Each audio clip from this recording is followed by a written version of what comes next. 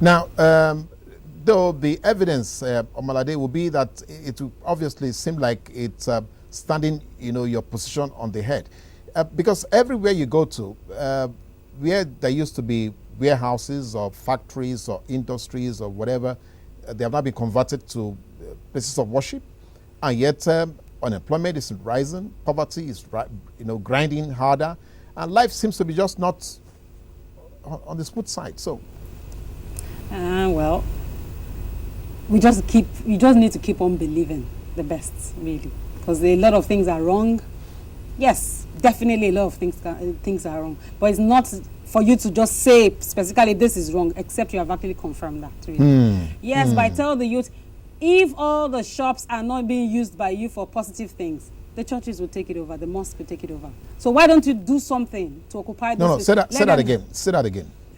If the shops are not being taken over by the youth for the purpose for which they were built, other people will use it.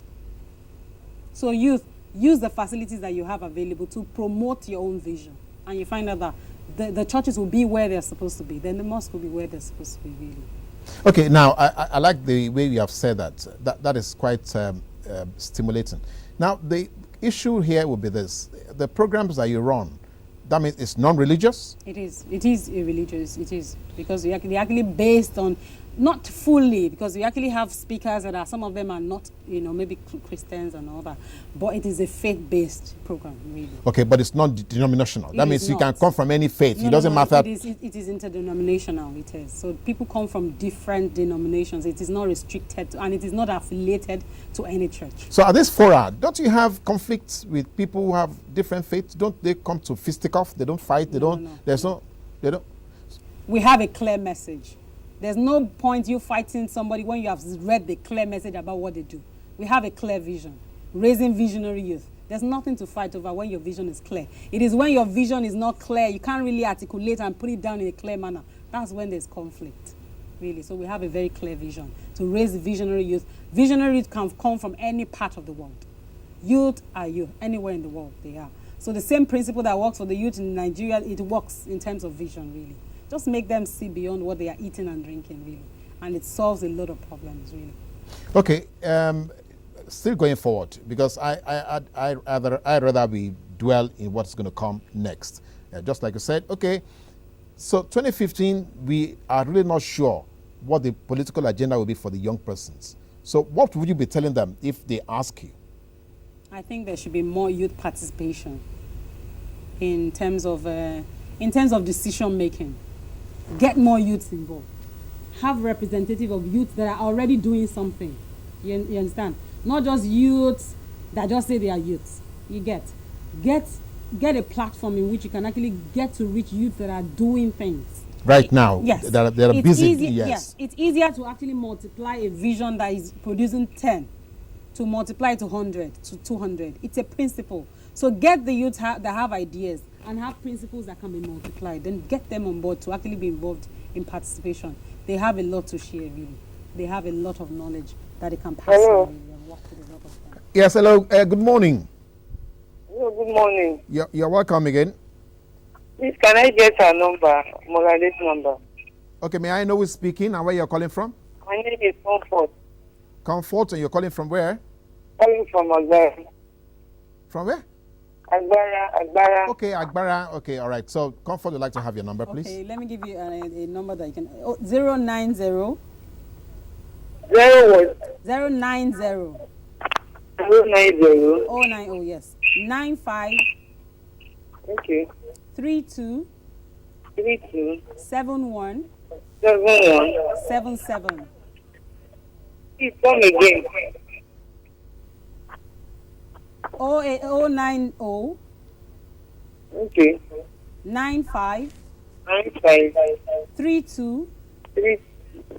71... 71... 77. 77. Okay. Thank you. All right, thank you so much. Thank you. You're welcome. Now, beyond, well, I know that most of our viewers are calling to ask for your number, but I would have wanted them to ask a question here so you can actually, begin to enlighten us further. Now, you were trying to speak, on what, therefore, would you be telling them? I mean, 2015, nothing yet on the table for them. So if they ask you, what will you be telling them?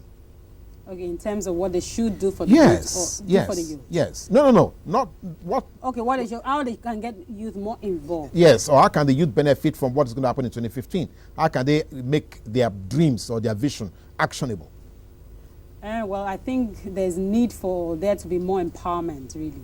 You need to empower the youth. You need to give them the ability to use the skills and the natural thing that God has given to them to actually make contributions on different issues, really. They have a lot, but if you're not giving them the opportunity to, you're not empowering them to make decisions, they won't be able to do much. So you'd need to be empowered. Yes. Now, well, my worry is this: who is doing the empowering? Who is going to now transfer these opportunities to the youth?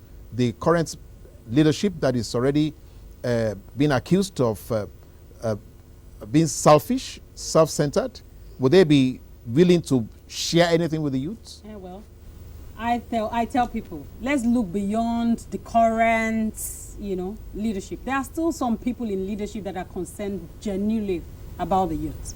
But much more than that, other organizations can actually come up with things. Just like what we're doing now. This is actually a government's role. I'm finding out that government is not doing so much in the area of empowerment and skill development, employable thing. That's why people that have passion and they have a calling to the youth are rising up to do. So more people should rise up to do more. And by the time you have a voice that is loud enough, you're not alone, you're working with so much, the government has to pay attention because there's something that's working and they want to identify with things that are working. So if you have a vision to actually empower you to make their lives better, rise up and begin to do something and don't wait for the government or wait for somebody. When the government sees that what you have started off is working, they will join you, I can assure you. For now, I'm not looking for government. But after a while, I know they will look for me, really. I like that. That's very optimistic. I like that. Now, the arresting point for me here will be this. For some of the things that you have done, have you ever encountered things to do with ethnic differences? Have you encountered people who are a little bit ethnic sensitive to some of the things that you have dealt with? Have you encountered that in the course of dealing with young persons? Well, not really. One strategy that we have, working with youth is to try and remove barriers. So a lot of time when we're having programs, they're all in T-shirts. So that T-shirt takes away the barrier. So we don't want it's to a know, leveler. We don't want to see the son of who you are. We are all children of God, you get. So everybody's all wearing T-shirts and we're all one, you get. And so to an extent, we need you to just see beyond ethnic, we are one. So we use that as a strategy to actually break the barrier between, somebody is this and that. And I find out that it has worked. Yes, it has worked. So we've not had so much challenges in terms of having barriers, ethnic barriers and all that. So. Okay, I'm going to borrow your brain here now. We just had another unfortunate incident of the Boko Haram, insurgency. Well, not just one, two now, almost back to back. First, there was a bombing in Abuja. Next, 100 children were supposed to have been, or 100 girls, actually. Let me be specific now. Were to have been taken away, abducted from a school. What would such organization as yours be doing in a matter like this? Can there be any help coming from groups that you people, mentor, that you try to teach? Can there be any help? Well, one thing, because hello, I think we have a caller online. Hello. No, I'm not letting you go. Hello. I think we just have a caller online. Hello, yes. Good morning. Yeah, it's Fumi from Anthony. Okay, Fumi from Tony. Okay, right. You want to add a comment or want to ask a question? I wanted to know the age range of the youth she's talking about. Is it from like a 15-year-old to 30? Just like I said earlier, we actually have 3 categories of youth. We have the preteens that are less than teenage years, from 10 up to the teenage years. Then we now have the teenagers. Then we now have the after teenage years. So we have 3 categories of youth that we run programs for. But she would like to know specifically for age. So at what the terminal age? No. The age of 30 is not part of the program. 30 is part of the program. You can be 40, 35? But a youth at heart. What about 35? Yes. You can be 50, but a youth at heart. You can join us. Okay. Thank you very much. For me, if I may add to that, what she's saying is that I'm qualified. Yes. I can join. So if I can join, you also can join. Yes. Okay, all right. Now, so I said for organizations like yours, so what would be the space that you occupy in a matter like that? Well, one key space that we occupy, because apart from the fact that, yes, we are a youth organization and all that, God is a factor behind everything we do. So we tend to intercede a lot. We do a lot of praying. If you cannot go and fight them physically, there's something you can do. So I belong also to a women's organization, Daughters of Destiny, that intercedes, for young people and for women and for people. So we join in to pray. You can, yes, that's one thing. Then another thing is another awareness. There was a time ago, just recently, after the slaying of all those youth, there was a road walk where we all took up placards. I joined in and I had people joining in as well. So we have a voice, and the louder we continue to speak. Yes, praying at the background, knowing that it's not just about the work. Yes, we believe something will come up at the end of the day, and God is a faithful God. He won't let our youths be wasted, really, because He has purposes for those young people. Really. Now, just trying to, exhaust the issue. Some have said that all this would actually be laid at the altar of poverty in the country, poverty of the minds, poverty of the pocket, poverty of opportunities. Yeah. You agree with that? Yes, to a good extent, yes. Poverty is a very key issue, really. I think so. Poverty of the mind, poverty of knowledge, very important. I think it's poverty of knowledge that will make someone believe in something and give his life for it. Really.